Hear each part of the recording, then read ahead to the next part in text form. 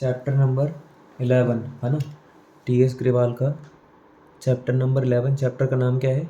Other special purpose books, other books, है ना।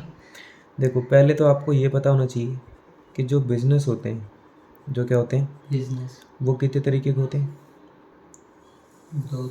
दो तरीके के। कौन कौन से? एक होते हैं स्मॉल बिजनेस और दूसरे होते हैं लार्ज बिजनेस। स्मॉल बिजनेस और लार्ज लार्ज बिजनेस। बिजनेस अच्छा बताओ, स्मॉल बिजनेस कौन से होते हैं? जहाँ पर नंबर ऑफ ट्रांजेक्शन्स कम कम होती होती हैं। और लार्ज बिजनेस कौन से होते हैं? जहाँ पर नंबर ऑफ ट्रांजेक्शन्स ज़्यादा होती हैं। जहाँ पर नंबर ऑफ ट्रांजेक्शन्स कम होती हैं वो स्मॉल बिजनेस होते हैं, जहाँ पर नंबर ऑफ ट्रांजेक्शन्स ज़्यादा होती हैं वो लार्ज बिजनेस होते हैं। एग्जाम्पल के तौर पर अगर आप लो तो जैसे मैं पढ़ाता हूँ, मान लो मेरा बिजनेस है, तो मेरा बिजनेस क्या है? स्मॉल बिजनेस है, जहाँ पर नंबर ऑफ ट्रांजेक्शन्स कम होती है ना। और जैसे बाईजूस है, आकाश है, वो क्या है? लार्ज इंस्टीट्यूट है, लार्ज बिजनेस है, जहाँ पर नंबर ऑफ ट्रांजेक्शन्स ज़्यादा होती हैं। तो भैया जहाँ पर नंबर ऑफ ट्रांजेक्शन्स कम होती हैं वो स्मॉल बिजनेस है। और स्मॉल बिजनेस अपनी ट्रांजेक्शन्स को रिकॉर्ड करने के लिए, कौन सा बिजनेस? स्मॉल बिजनेस अपनी ट्रांजेक्शन्स को रिकॉर्ड करने के लिए एक बुक बनाते हैं, उसका नाम रखते हैं जर्नल। उसका नाम क्या रखते हैं? जर्नल। और ये जो लार्ज बिजनेस होते हैं, कौन से वाले बिजनेस होते हैं? लार्ज लार्ज वाले जो बिजनेस होते हैं वो अपनी ट्रांजेक्शन्स को दो कैटेगरीज में डिवाइड कर देते हैं। पहले बताओ कौन से business? Large business. Large business जो होते हैं वो अपनी ट्रांजेक्शन्स को कितनी कैटेगरीज में डिवाइड कर देते हैं? दो कैटेगरीज में डिवाइड कर देते हैं। कौन कौन सी कैटेगरीज हैं?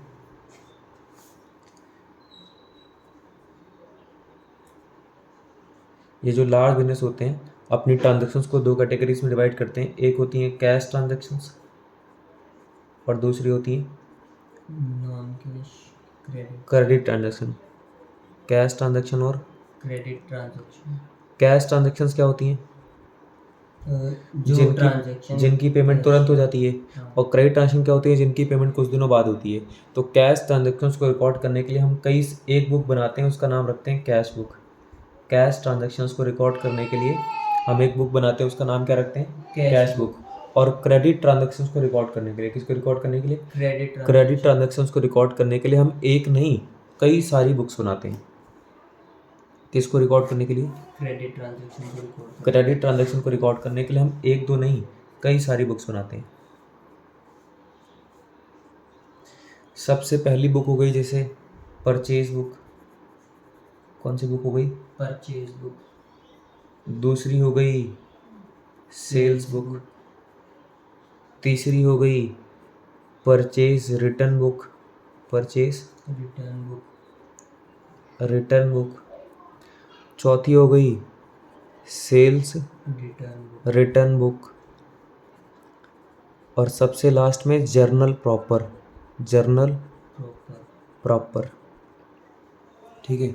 अगर आप बुक के पॉइंट ऑफ व्यू से सोचो तो ये चैप्टर नंबर 8 है, ये चैप्टर नंबर 10 है, और ये सारी बुक्स मिला के चैप्टर नंबर 11 है। Chapter number 11। आज हमें चैप्टर नंबर 11 पढ़ना है। यानी कि चैप्टर नंबर 11 में, कौन से चैप्टर में? चैप्टर नंबर 11 में कैश वाली ट्रांजेक्शन्स तो आएंगी नहीं, सिर्फ कौन सी आएंगी? क्रेडिट ट्रांजेक्शन आएंगी। अब मैं एक एक करके बात करता हूँ कि परचेज बुक क्या होती है, सेल्स बुक क्या होती है, परचेज रिटर्न बुक क्या होती है, सेल रिटर्न बुक क्या होती है, और जनरल प्रॉपर क्या होता है, और यहाँ पर किसको किसको रिकॉर्ड करते हैं, यहाँ पर किसको किसको रिकॉर्ड करते हैं। अब हम आगे बढ़े, इससे आगे चलते हैं। देखो अब हम पढ़ेंगे कि परचेज बुक क्या होती है। सबसे पहली बुक कौन सी है? Purchase book. भैया परचेज बुक होती क्या है? कौन सी बुक? तो परचेज बुक एक ऐसी बुक का नाम है जहाँ पर हम क्रेडिट परचेज ऑफ गुड्स को रिकॉर्ड करते हैं। परचेज बुक एक ऐसी बुक का नाम है जहाँ पर हम किसको रिकॉर्ड करते हैं? क्रेडिट परचेज ऑफ गुड्स को। कैश परचेज को रिकॉर्ड नहीं करेंगे, है ना। परचेज ऑफ फिक्स एसेट को रिकॉर्ड नहीं करेंगे, सिर्फ किसको रिकॉर्ड करेंगे? Credit purchase of goods. तो मैं यहाँ पे लिख देता हूँ, तब लिखो, यहाँ पर मैं बोलता हूँ it is a book where only credit purchase where only purchase of goods where only credit purchase of goods are recorded. सिर्फ किसको रिकॉर्ड करते हैं? गुड्स को, क्रेडिट परचेज ऑफ गुड्स को रिकॉर्ड करते हैं। ध्यान रखना, मैं दूसरा पॉइंट लिख देता हूँ, कैश परचेज, क्या बोल रहा हूँ मैं, cash purchases are not recorded, cash purchases are not recorded in purchase book, cash purchases are not recorded in purchase book में कैश परचेज को रिकॉर्ड नहीं करेंगे। और एक चीज़ ध्यान रखना है, यहाँ पर सिर्फ गुड्स आएंगे, फिक्स एसेट आने वाली नहीं। परचेज ऑफ फिक्स एसेट, क्या बोला मैंने, purchase of fixed assets, purchase of fix assets, fix assets like building, plant, machinery, computer, machinery, furniture, है ना, टाइपराइटर, ये कोई भी चीज़ ETC are not recorded, are not recorded in purchase book. Purchase book में ये सारी बातें आने वाली नहीं। क्लियर रहेगी बात, ठीक है। अब जब भी आपको वर्ड समझना है तो पीछे वीडियो करके और फिर देख लो, है ना।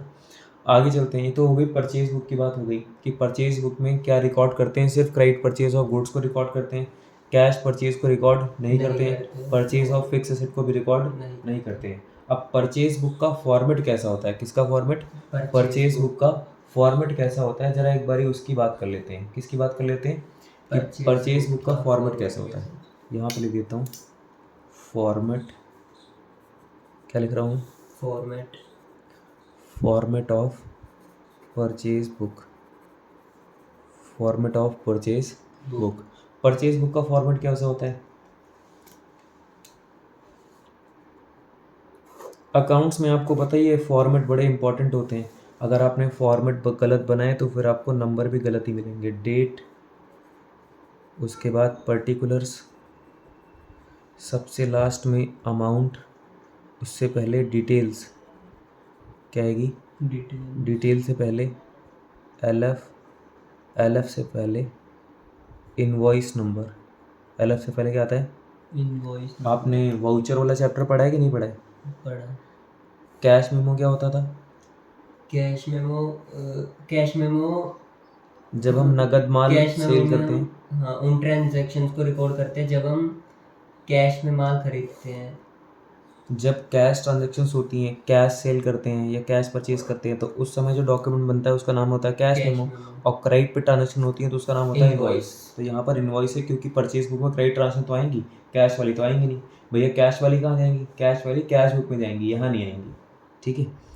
सबसे पहले क्या है, डेट, फिर पर्टिकुलर्स, फिर इनवॉइस नंबर, उसके बाद LF के बाद डिटेल्स, रुपीस, अमाउंट और रुपीस, ठीक है। और ये फॉर्मेट हो गया क्लोज। अब हम एक काम करते हैं, सीधा परचेज बुक के क्वेश्चंस पे आते हैं। किस पे आते हैं, परचेज बुक के क्वेश्चन पे। जैसे ये नई वाली बुक है, कौन सा एडिशन है, 2022 वाला। अब इसमें क्वेश्चन नंबर फर्स्ट निकाले, प्रैक्टिकल वाले करके देखते हैं। जैसे ये वाला क्वेश्चन है ना, या क्वेश्चन नंबर 3 है ना, पहले क्वेश्चन नंबर 3 करते हैं। कौन सा, 3, क्वेश्चन नंबर 3। एक बारी जरा इसको पढ़ के सुनाओ। किसको, क्वेश्चन नंबर 3 तो रुको, मेरे को पहले फॉर्मेट एक बारी बना लेने दो। बताओ जरा फॉर्मेट कैसा होता है। फॉर्मेट, पहले डेट, फिर पर्टिकुलर्स, फिर इनवॉइस नंबर। एक मिनट, पहले तो डेट लिख देनी है,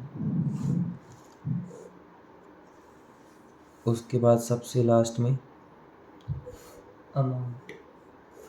अमाउंट लिख देना है, फिर डिटेल्स। उससे पहले मैं अदर चार्जेस लिखना चाहता हूँ,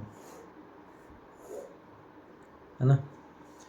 उससे पहले मैं कॉस्ट लिख लेना चाहता हूँ, उससे पहले मैं डिटेल्स वाला कॉलम चाहता हूँ, डिटेल से पहले मैं LF बनाऊँगा, LF से पहले मैं इनवॉइस नंबर बनाऊँगा, ठीक है। कुछ इस तरीके के फॉर्मेट हो गए। भैया आपने पहले तो इतना नहीं बताया था, ये परचेज बुक है, क्वेश्चन नंबर 3 है ना। सबसे पहले डेट, उसके बाद पर्टिकुलर, पर्टिकुलर्स, पर्टिकुलर्स के बाद क्या, पर्टिकुलर्स के बाद क्या आते हैं, इनवॉइस नंबर, मैं यहाँ पे लिख देता हूँ, ये इनवॉइस नंबर है, ये LF है, और उसके बाद क्या आती है, डिटेल्स, रुपीस, कॉस्ट, रुपीस, यहाँ पे लिख रहा हूँ freight and other charges, freight and other charges, rupees, और ये आ गया टोटल रुपीस। अब हम क्वेश्चन करते हैं तो ज़्यादा बात समझ में आएगी। क्वेश्चन नंबर 3 है, थोड़ा तेज पढ़ो, क्या लिखा हुआ है। From the following transactions of Kamal, prepare purchase book and post in ledger. From the following transactions of Kamal, Kamal मालिक का नाम है, prepare cash book and post them into ledger, हमें कैश सॉरी परचेज बुक बनानी है और फिर लेजर में पोस्टिंग भी करनी है। अभी हम बुक बनाएंगे, पोस्टिंग करने पर अपना टाइम वेस्ट नहीं करेंगे। सबसे पहले क्या लिखा है, 1 अप्रैल 2022 को क्या लिखा है, purchase from Videocon India limited Kolkata 30 colour purchase from Videocon India limited. पहले बताओ नाम है या नाम नहीं है, नाम है तो उधार होता है कि नगद होता है, उधार होता है। तो परचेज बुक में उधार आता है कि नगद आता है, उधार आता है। तो यहाँ पर हम नाम दे रखा है तो नाम है तो उधार है। नाम क्या है, Videocon India limited, Videocon India limited है ना।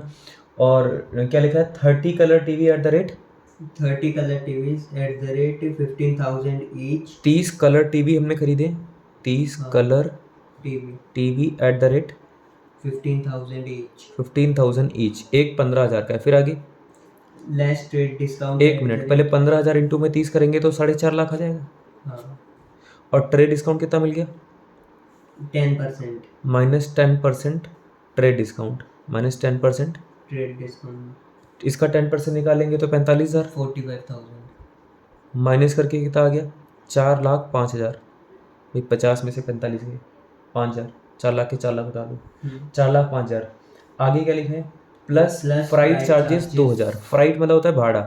जब हमने गुड्स परचेज करे होंगे तो जहाँ से हमने परचेज करे होंगे वहाँ से अपने बिजनेस तक लाने के लिए फ्राइट कितना पे किया, 2,000 रुपीज़, फ्राइट चार्जेस हो गए 2,000। इसको प्लस करके आ जाएगा 4,07,000, 4,07,000। ट्रेड डिस्काउंट माइनस करने के बाद जो वैल्यू आती है वो कॉस्ट होती है, यानी कि 4,05,000 कॉस्ट है, ठीक है। अदर चार्जेस हो गए 2,000 और टोटल हो गया 4,07,000, 4,07,000। ये तो हो गई 1 अप्रैल। 1 अप्रैल के बाद डेट क्या है, 15 अप्रैल, 15 अप्रैल को क्या लिखा है, purchase from Soni India limited, purchase from Soni India limited. नाम है या नाम नहीं है, नाम है, सोनी की स्पेलिंग क्या है,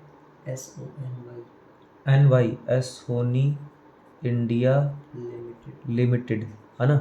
सोनी इंडिया लिमिटेड से हमने क्या खरीदा है, 10 colour TV, 10 colour TV at the rate 20,000 each. कितने कलर टीवी लिए, 10 colour TV at the rate 20,000 each, 20,000 का एक है, 20,000 का एक है। 10 कलर टीवी एक 20,000 का है तो कितने हो जाएंगे, 2 लाख, 2 लाख के हो गए, ठीक है। और इसमें से लेस क्या करेंगे, 10%, 10% क्या, 10% ऑफ द कॉस्ट, 10% ऑफ क्या, 10% ट्रेड डिस्काउंट है, कैश डिस्काउंट है, क्या है, ट्रेड डिस्काउंट, 10% ट्रेड डिस्काउंट। अच्छा 20,000 का 10% माइनस करो, 20,000 तो 1,80,000, 2 लाख का 10% गया, 1,80,000 आ गया। क्या यहाँ पर अदर चार्जेस वगैरह हैं कुछ, नहीं है। तो देखो यही कॉस्ट हो जाएगी, माइनस करने के बाद जो वैल्यू, अदर चार्जेस है नहीं तो टोटल भी यही हो जाएगा। अगर अदर चार्जेस 1,000 होती तो प्लस करके 1,81,000 लिखती, पर नहीं है तो यही हो गया, है ना। अभी 2 ट्रांजेक्शन शायद और आप बता रहे हो, हाँ, तो मुझे अपना फॉर्मेट बड़ा करना पड़ेगा।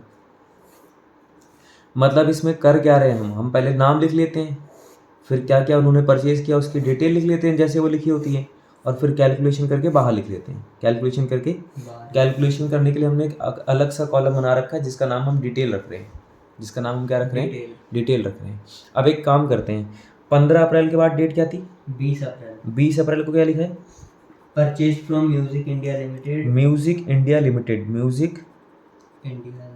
लिमिटेड। क्या परचेज किया इनसे, हमने 10 music systems, 10 music system at the rate 10,000 each.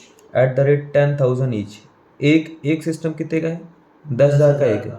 10,000 into में 10 करेंगे तो 1,00,000 हो गया। कितना हो गया? 1,00,000। क्या इसमें कोई डिस्काउंट दे रखा है? हाँ भैया। कितना? Trade discount @15%। 15% trade discount. 15% trade discount. 1,00,000 का 15% कितना होता है? 1,00,000 का 15,000। 15,000 है ना। 1,00,000 का 15% माइनस करके 15,000 माइनस करके कितना आ गया? 85,000। 85,000 आ गया, है ना। अच्छा, ये 85,000 क्या है? ये हमारी कॉस्ट प्राइस। कॉस्ट प्राइस हो गया। क्या यहाँ पर अदर चार्जेस दे रखे हैं? नहीं। नहीं दे रखे हैं। तो ये 85,000 ही कॉस्ट है और 85,000 ही टोटल है, क्योंकि अदर चार्जेस तो है ही नहीं। अदर चार्जेस तो है ही नहीं। होते तो लिख लेते। आगे चलते हैं। 20 अप्रैल के बाद डेट क्या है? 30 अप्रैल। 30 अप्रैल। 30 अप्रैल को क्या लिखा है? Purchase from Videocon India limited. Purchase from Videocon India limited. फिर से वही नाम आ गया, Videocon India limited. India limited. क्या लिया है इनसे? 5 washing machine. 5 washing machine @15,000 each। 5 washing machine @15,000 each। एक 15,000 की है तो 5 हो जाएगी 75,000 की। हाँ। अच्छा, फिर आगे each less trade discount @20%। Less trade discount @20%। @20%। 20% का ट्रेड डिस्काउंट है। 75,000 का 20% आप निकाल लो आराम से, 15,000 आ जाता है। हाँ। कितना आ जाता है? 15,000। 15,000। और अगर मान लो आपको समझ नहीं आ रहा ना कि 15,000 कैसे भैया यार, आपने साइड में पता नहीं क्या कैसे निकाल रहे हो, तो ऐसे उठाओ कॉपी, है ना। कितना था? 75,000। 75,000 का कितना परसेंट? 20%। 20%। 20/100। 1 जीरो से 1 जीरो आई वो, 1 जीरो से 1 जीरो आई वो। 7500 इंटू में 2। 7,000 का दुगना 14,000 और 500 का दुगना 1,000। 14 और 1 15,000 आ गया। 15,000 हमने माइनस कर दिया। 75 में से 15 गए तो 50। 60,000 है ना। क्या यहाँ पर अदर चार्जेस हैं? हाँ। कितने हैं? Freight charges ₹1,000। Freight charges ₹1,000। 1,000 के फ्राइट चार्जेस हो गए। कुल मिला के 61 आ गया। 61 में से 60,000 की कॉस्ट है, 1,000 के अदर एक्सपेंस हो गए, कुल मिला के 61,000 हो गया। कुल मिला के कितना हो गया? 61,000। अब क्वेश्चन खत्म हो गया कि अभी भी रहता है? खत्म हो गया। खत्म हो गया। अब इनकी करवा दो टोटलिंग। टोटलिंग करवाने आती है? हाँ भैया।